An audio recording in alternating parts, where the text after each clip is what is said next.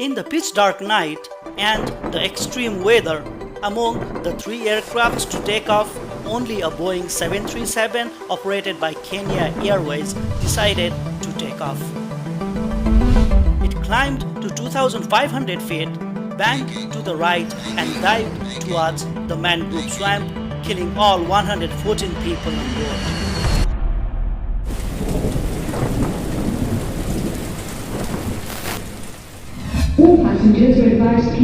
May the 4th, 2007, Port Bouet Airport, Abidjan, Ivory Coast. Kenya Airways Flight 507 was preparing its scheduled flight between Abidjan, Ivory Coast and Nairobi, Kenya, with a stopover in Douala, Cameroon. From Abidjan to Douala, it has 55 passengers on board, of which 38 are to disembark at Douala. The airplane took off from Abidjan at 6:45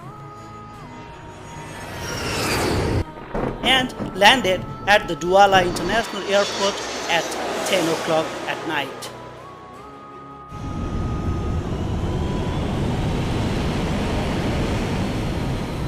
When the flight arrived to Douala, the passengers disembarked and the passengers from Douala to Nairobi boarded the flight.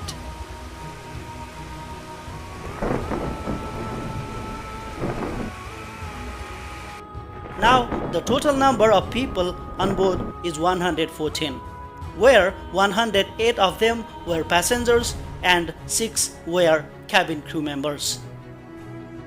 The weather was extreme.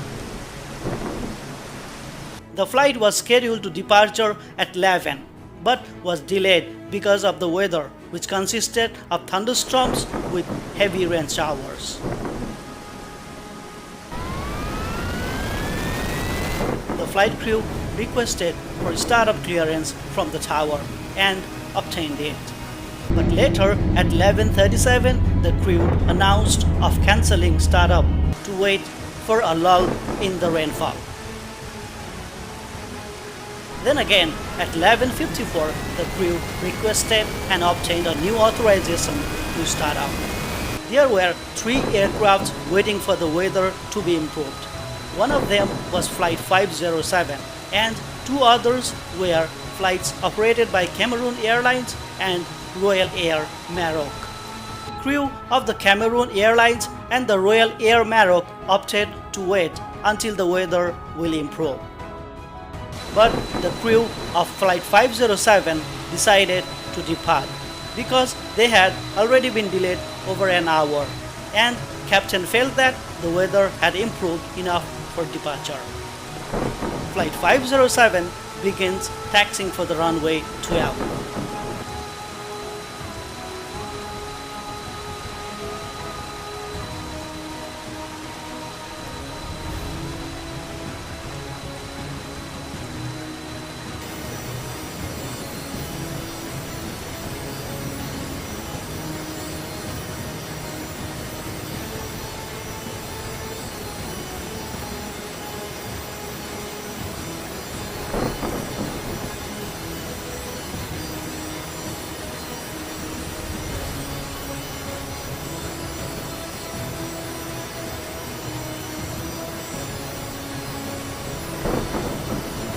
The pilot in command failed to seek takeoff clearance from the airport control tower, and the aircraft started its takeoff roll from Douala on 5 May, and the flight was due to arrive in Nairobi at 6:15 in the morning.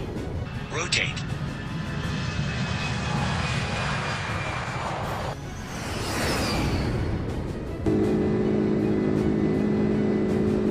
Once the aircraft was airborne, the plane had a tendency to bank right, and the captain countered it by using his control wheel. It was 24 seconds after the takeoff. The aircraft reached at an altitude of 1,000 feet. There was no control inputs from both of the pilots, and 18 seconds later, captain called out "OK command," indicating to the first officer to engage the autopilot. but the first officer did not read back the command given by the captain. There was no audio confirmation in the cockpit indicating that the autopilot had been engaged. It's now 55 seconds. Until now, the control column is not touched by anyone from the cockpit. Since the captain let go the control wheel, the aircraft was gradually turning towards right, from 1 degree to 34 degrees.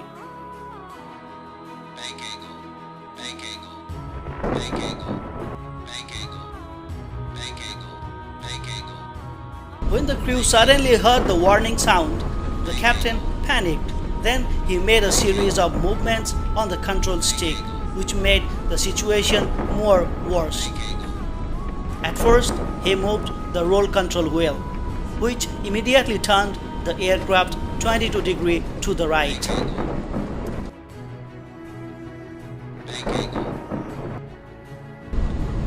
Then 20 degrees to the left.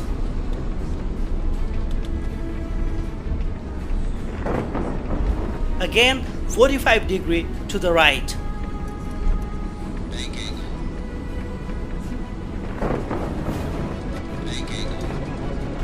And at last 11 degrees to the left. The bank angle started to increase rapidly to the right. When the plane was banking at 50 degrees right, the crew engaged the autopilot.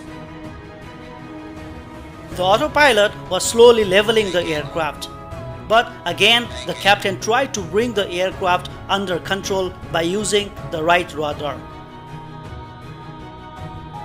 which caused it to bank further to the right. But what made the situation worse is the input from the first officer, which was opposite to the command what the captain had done.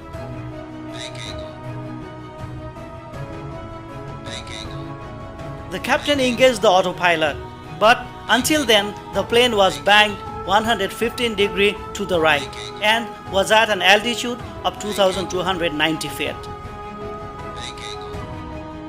It was impossible to recover the aircraft because of the low altitude.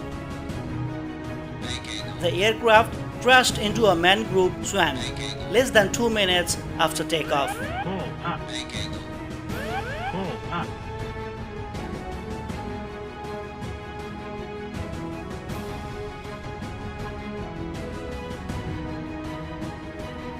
Even though the crash site was directly beneath the flight path for planes taking off from Douala, nobody saw it because of the jungle that covers the area. The wreckage was found by a local hunter after 40 hours from takeoff. He immediately reported it to the Air Force.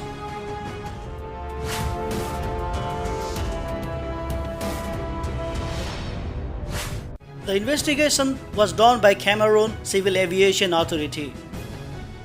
According to the investigators, the aircraft crashed after loss of control by the crew as a result of spatial disorientation after a long slow roll during which no instrument scanning was done and in the absence of external visual reference in a dark night.